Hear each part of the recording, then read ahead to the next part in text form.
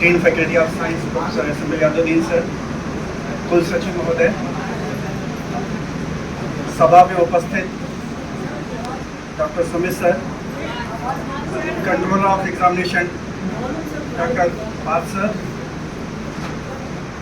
Doctor Sipra, doctor Supriya, doctor Rupesh, doctor Vikas, doctor Sanjeev ji, Shiv Kumar ji और सभी non teaching के जितने भी हमारे साथी हैं सब, और प्रिय छात्र छात्राओं, आज हम लोग सब लोग यहाँ एकत्र हुए हैं कि पीएचडी कोर्स वर्क 22-23 का इंडक्शन प्रोग्राम हो रहा है, जिसमें माननीय कुलपति महोदय और कुलसचिव महोदय ने अपनी उपस्थिति दे करके इस प्रोग्राम को बहुत ही शानदार बना दिया है। हम रसायन विज्ञान विभाग की तरफ से माननीय कुलपति महोदय का स्वागत करना चाहते हैं, क्योंकि वो इस प्रोग्राम में आए। सर का प्रशासनिक अनुभव के साथ साथ जो एकेडमिक एक्सपीरियंस है और 40 साल का जो रिसर्च का एक्सपीरियंस है, वो हम लोग के बीच सर साझा करेंगे, जिससे हम लोग को भी एक डायरेक्शन मिलेगा और आपको भी एक डायरेक्शन मिलेगा कि पीएचडी में वाकई में करना क्या होता है। हम स्वागत करना चाहते हैं dean faculty of science professor S M Yaduddin sir का। जब से सर ने डीन फैकल्टी का कार्यभार संभाला है, तब से जो फैकल्टी में एक वाइब्रेशन बना हुआ है, वो अभी तक कंटिन्यू है। सर स्वागत है आपका। मैं रसायन विज्ञान विभाग से कुलसचिव महोदय का स्वागत करना चाहता हूँ। कुलसचिव महोदय बहुत ही एनर्जेटिकल हैं, यंग हैं, और जिस हिसाब से 28-29 अप्रैल को सब जो नेशनल कॉन्फ्रेंस हम लोगों ने आयोजित किया था, सर है बेसिकली हिंदी के आदमी और लिटरेचर के हैं। वहाँ उन्होंने अपने हिंदी के रस को रसायन के रस से जिस तरह से जोड़ा था, वो आज भी हम लोग को याद है सर, और आपने बहुत ही अच्छा किया था। मैं स्वागत करना चाहता हूँ अपने सभी नॉन टीचिंग एम्प्लॉयज़ का, जिनके बिना ये काम नहीं हो सकता था। अपने लास्ट में अपने प्रिय स्टूडेंट्स का, जिनकी उपस्थिति ही इस प्रोग्राम के सक्सेसफुल होने का द्योतक है। लास्ट में मैं सर एक रिक्वेस्ट करना चाहता हूँ रसायन विज्ञान विभाग परिवार की तरफ से। सर, इस जो सेमिनार हॉल का निर्माण विश्वविद्यालय प्रशासन ने कराया था, वो हमारे founder head professor EB Singh के मेमोरी में सर इस सेमिनार हॉल का निर्माण हुआ है। यहाँ पे सारी सहूलियतें मौजूद है, सामने स्मार्ट बोर्ड भी है, वाईफाई कनेक्शन भी है। सर बस एक चीज़ इसमें समस्या है कि गर्मी में हम यहाँ कोई प्रोग्राम नहीं करा सकता, क्योंकि गया जी की जो गर्मी होती है वो सब 45-46 डिग्री सेंटीग्रेड होती है। इसलिए सर आपसे एक निवेदन है, हालांकि समय सही नहीं है, लेकिन फिर भी being head of department of chemistry में एक निवेदन करना चाहते हैं सर कि इस कमी को अगर दूर कर दिया जाए तो हमारे लिए सेमिनार जो है वो एकेडमिक लहजे से 12 महीने के लिए बहुत ही लाभदायी हो जाएगा। क्योंकि माननीय कुलपति महोदय और कुलसचिव महोदय और dean faculty of science sir को जूलॉजी में भी प्रोग्राम में जाना है, इसलिए बहुत ना बोलते हुए मैं आगे प्रोग्राम के लिए सिप्रा जी को आमंत्रित करता हूँ कि आगे बढ़ाएं। प्रॉब्लम्स को समझने और उनके सॉल्यूशंस ढूंढने की एक लंबी यात्रा है। मगध यूनिवर्सिटी के पीएचडी प्रोग्राम की यात्रा पर और प्रकाश डालने। Good morning to all. All means all. Dear professor Kesari, smartest one professor BK Mangalam, dynamic head Atul ji, and dear colleagues means non-teaching, teaching, finally dear students, यह प्रोग्राम केवल स्टूडेंट्स के ओरिएंटेशन प्रोग्राम है। ओरिएंटेशन आपका हम लोग आज दिखाना चाहते हैं कहाँ आपका ओरिएंटेशन होना चाहिए। 2-4 शब्द में यही, टाइम भी कम है, और डिटेलिंग ऑलरेडी हमारे ओएसडी साहब ने, पार्थ साहब ने आपको दे दिया है डिटेलिंग। ऐसा नहीं है कि हम लोग जब पीएचडी किए थे तो एथिक्स नहीं मानते थे, मेथोडोलॉजी नहीं सीखे थे, लेकिन तब तक क्या था कि ये सिलेबस फॉर्म में नहीं था। एथिकल क्लियरेंस पहले भी लिया जाता था, एथिक्स पहले भी लोग फॉलो करते थे, लेकिन अब सिलेबस फॉर्म में आ गया कि नहीं, आपको ये जानना है और करना है। पहले जो एथिक्स मतलब जो जूलॉजी के नहीं है, एनिमल से नहीं रिलेटेड है, वो शायद परिचित नहीं थे इन बातों से, लेकिन अब तो आपको एक बात ही हम केवल कहेंगे, समय की पाबंदी है सबके साथ, केमिस्ट्री आपने पढ़ के यहाँ आया है, सब्जेक्ट पढ़ लिया है आपने। रिसर्च का मतलब होता है कि उसी में कुछ सर्च को मारिए, गूगल जाइए, आप टॉपिक अगर जो कोई दिमाग में उससे रिलेटेड पेपर पढ़िए और रोज 20 पेपर उसका डाउनलोड कीजिए या पढ़िए, तब आपको फाइनली किसी कंक्लूजन पर या टॉपिक पर पहुंच पाइएगा। एक बात। दूसरी बात, यहाँ आपको केमिस्ट्री कोई पढ़ाने लगे एमएससी का सिलेबस, तो आप कहिए कि हमको वो मत पढ़ाइए, हमको लैब वर्क सिखाइए, ट्रेनिंग सिखाइए, how to write paper, skill सिखाइए, जो कहा कि आपको स्किल्ड होना पड़ेगा। तो आप अपने गुरुजनों से जो भी पढ़ाने आए उनसे lab work, training, how paper skill कैसे लिखा जाता है उसको, और उसके लिए आपको बताया कि आप पढ़िए पहले, आप जो टॉपिक दिमाग में है 20 पेपर रोज पढ़िए, ये डेली का रूटीन बना लीजिए। 6 महीना में आपसे बढ़िया सिनॉप्सिस कोई तैयार नहीं कर पाए, हम भी नहीं, क्योंकि हम नहीं पढ़ रहे हैं 20 पेपर। आप पढ़ेंगे अपने रिलेटेड सब्जेक्ट या इंटरेस्ट जिसमें है उससे। तो यही इन्हीं बातों के साथ विदा चाहेंगे। नमस्ते, थैंक यू। सारी बातों पे अमल करेंगे। प्रोग्राम को आगे बढ़ाते हुए मैं रिक्वेस्ट करूंगी हमारे रजिस्ट्रार सर प्रोफेसर बीके मंगलम से कि कृपया अपने प्रेरक शब्दों से हमारे शोधार्थियों का मार्गदर्शन करें।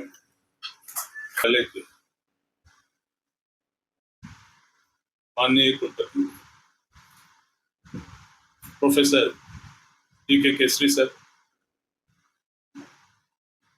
विज्ञान संकाय के संकाय अध्यक्ष प्रोफेसर SNP दीन सर, इस विभाग के विभागाध्यक्ष डॉक्टर अतुल श्रीवास्तव जी, इस विभाग के बड़े ही विद्वान शिक्षक जो पहले रो में बैठे हैं, पार्थ सर से लेकर के मैडम जो संचालक का काम या संचालिका जो हैं, और प्यारे शोधार्थी। बात काम की होनी चाहिए।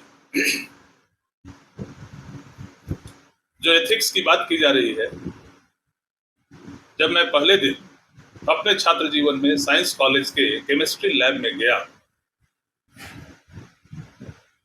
तो वहाँ के जो इंचार्ज थे उन्होंने बताया कि एथिक्स का पहला फार्मूला ये है कि लैब में जो सामान जहां से उठाइए, काम करने के बाद पुनः उसी स्थान पर रखना। और ये केवल केमिस्ट्री के लिए जरूरी नहीं। आप देखते होंगे कभी कभी जरूरत पड़ने पर जो चीजें चाहिए आपको वो चीजें नहीं मिलती। इसे जीवन का एथिक्स समझिए। एक छोटा सा आधार कार्ड इस्तेमाल किया, कहीं रख दिया, अब खोजने के लिए खोज रहे हैं, नहीं मिल रहा है। इसके जीवन में इस बात को याद रखिए, it is not only the ethics of chemistry, rather it is the ethics of life, कि जो सामान जहां से उठाइए पुनः उसी स्थान पे रख दीजिए। दूसरी बात, ये वह विषय है, केमिस्ट्री वह विषय है कि सुबह आंख खोलने के बाद और रात में बिस्तर पर जाने तक अगर कोई एक विषय आपके जीवन में प्रत्यक्ष या अप्रत्यक्ष रूप से घटित होता रहता है, वह रसायन शास्त्र।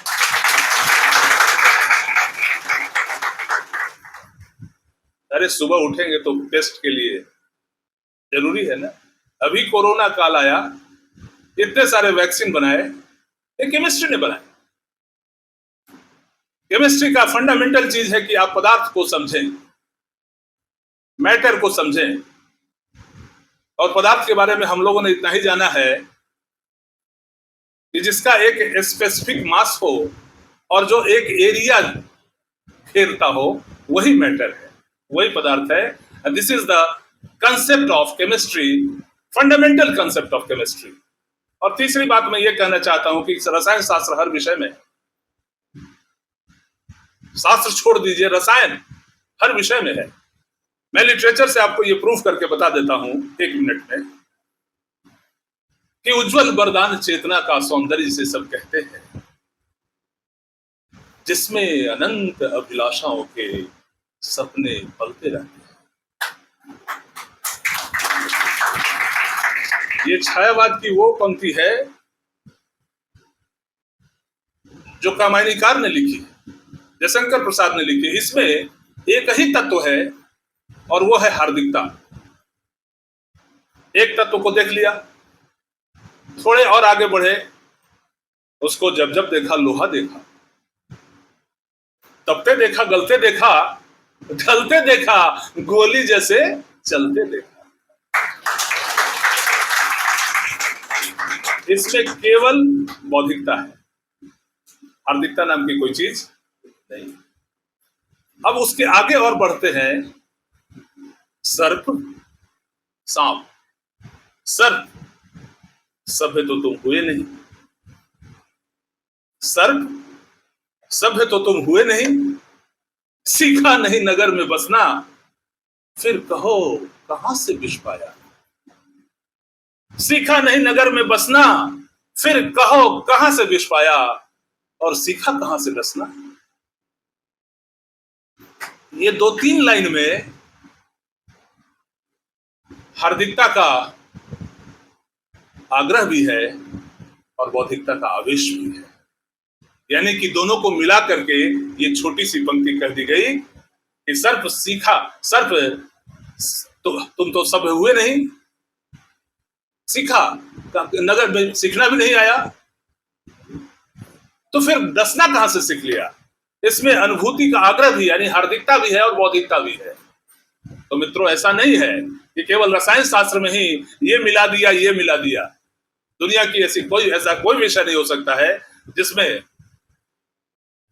ये और ये तीसरा चीज कोई नहीं पैदा किया जाता हो।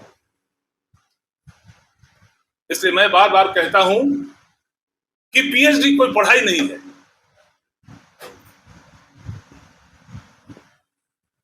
This is a stage of your life where you make the understanding of the subject, जहां तुम उस विषय की समझ पैदा करते हो, तुम सीखते हो। लर्निंग तो एंडलेस प्रोसेस है, लेकिन रसायन शास्त्र का जो विद्यार्थी होगा उसके लिए ये पूरा का पूरा आसमान है, खुला आसमान है। मैं आपके इस नवीन यात्रा पर इतना ही कहना चाहूंगा कि आप लोगों से मिलकर मुझे पहली बार ऐसा लगा,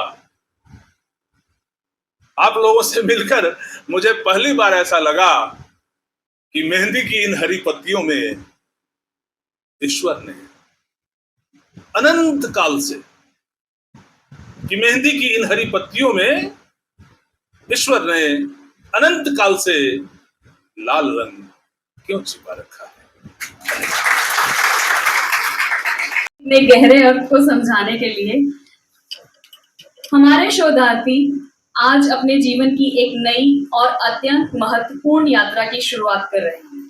उन्हें गाइड करने के लिए मैं माननीय कुलपति महोदय से विनम्र निवेदन करूंगी कि वे मंच पर आएं और 2 शब्द कहें।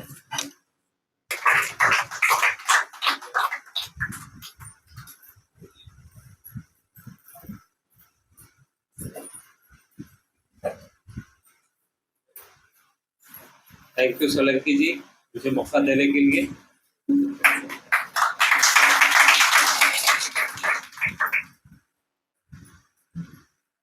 हम लोग बैठे हैं ज्ञान और मोक्ष की धरती में अवस्थित मगध विश्वविद्यालय के रसायन शास्त्र विभाग में पीएचडी के कोर्स वर्क के आज पहले दिन के रूप में, और इस कोर्स वर्क के पहले दिन यानी ओरिएंटेशन प्रोग्राम में मंच पर उपस्थित भगत विश्वविद्यालय के साइंस डीन SNP जी, हिंदी और अंग्रेजी के समान रूप से विद्वान कुल सचिव BK मंगलम जी, इस विभाग के अध्यक्ष और मंच के सामने उपस्थित विभाग के सारे विद्वान शिक्षक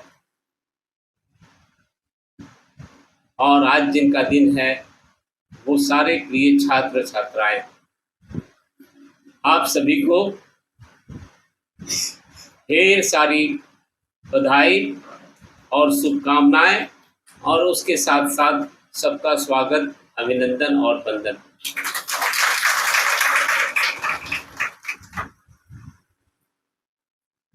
आप लोगों ने इंटर किया, ग्रेजुएशन किया, मास्टर डिग्री ली और फिर एक नई ऊर्जा, एक नए जोश और एक नए सपने के लिए PhD के कोर्स वर्क के साथ साथ PhD करने के लिए तैयार हैं। विभाग आपके साथ है। मैं अब रिसर्च के बारे में कुछ नहीं बताऊंगा क्योंकि आप लोगों का सौभाग्य है कि इसी विभाग के एक विद्वान शिक्षक इस विश्वविद्यालय के परीक्षा नियंत्रक भी हैं और PhD के OSD भी हैं, पार्थ प्रतिम दास। पार्थ प्रतिम दास जी, पार्थ जी कम से कम सबको परिचय करा दें आपका। है रिसर्च शुरू करना है कि कैसे करना है ये आपको यहाँ बताया जाएगा। आपको बेसिक रिसर्च करना है, आपको अप्लाइड रिसर्च करना है, ये आप तय कीजिएगा। जब आप अपने गुरुजनों टीचर से मिलिएगा तो कुछ न कुछ अनुभव प्राप्त होगा। उसके बाद जैसा कि अभी पूर्व के माननीय वक्ता लोगों ने बताया, इस 6 माह के दौरान पूरी रिसर्च की मेथोडोलॉजी आपको जाननी है। कैसे रिसर्च करना है, कैसे टॉपिक का सिलेक्शन करना है, कैसे लिटरेचर का रिव्यू करना है, कैसे मटेरियल और मैचिंग तलाश करना है, कैसे हमको डाटा कलेक्शन करना है और डाटा कलेक्शन का एनालिसिस करके कैसे अपनी थीसिस राइटिंग करनी। ये सारे स्टेजेस इन 6 माह में आपको सीखने हैं और समझने। लेकिन इसका सबसे बड़ा पहलू ये है कि उसके लिए आपको प्रतिदिन विभाग में आना होगा। उसका कोई विकल्प नहीं है। आने के अलावा विभाग में अपनी उपस्थिति सुनिश्चित करने के अलावा कोई विकल्प नहीं है। शॉर्टकट से काम नहीं चलेगा।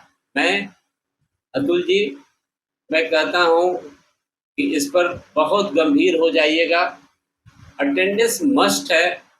अगर 75% से कम किसी का अटेंडेंस होगा तो उसका कोई विकल्प नहीं दीजिएगा। भांति भांति का मैं बता दूं कि मुझे ऐसा अनुभव है कि अंत में लोग भांति भांति के सर बीमार पड़ गए थे, सर घर में कुछ ऐसा बात था, वैसा बात था, तो वो इस बार नहीं, क्योंकि बहुत लंबा अनुभव है मुझे टीचर बनने का, रिसर्च करने का और कराने का। मैं पिछले 41 साल से ज़्यादा समय से इस विश्वविद्यालय में हूँ।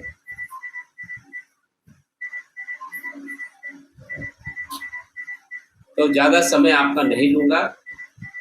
आपसे बस यही अपील करता हूँ और एक अपना रिक्वेस्ट समझिए, अपील समझिए या आदेश समझिए। रोज आना है, जो भी यहाँ वर्किंग डे होगा रोज आना है, अपने शिक्षकों से मिलना है, क्योंकि इस डिपार्टमेंट का बड़ा गौरवशाली इतिहास रहा है। भगत विश्वविद्यालय का रसायन शास्त्र विभाग का बहुत गौरवशाली इतिहास है, और इतिहास अगर गौरवशाली है तो वर्तमान भी उतना ही चमकदार है, क्योंकि बड़े बड़े शिक्षा संस्थानों से यहाँ फैकल्टी बन के लोग आए हैं, उनका आप भरपूर फायदा उठाइए। ठेठ भाषा में कहा जाए तो दोहन कीजिए।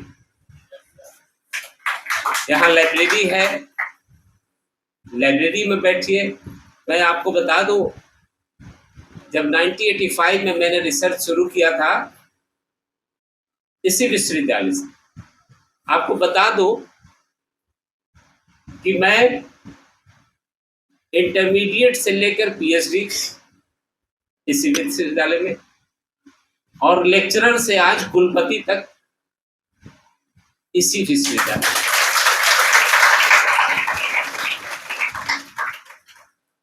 तो इस विश्वविद्यालय से मेरा इतना गहरा नाता है कि पिछले 52 सालों से मैं भगत विश्वविद्यालय से जुड़ा हूँ, चाहे वो पढ़ाई हो और चाहे नौकरी। इसलिए मेरा आशीर्वाद है आप लोग के साथ।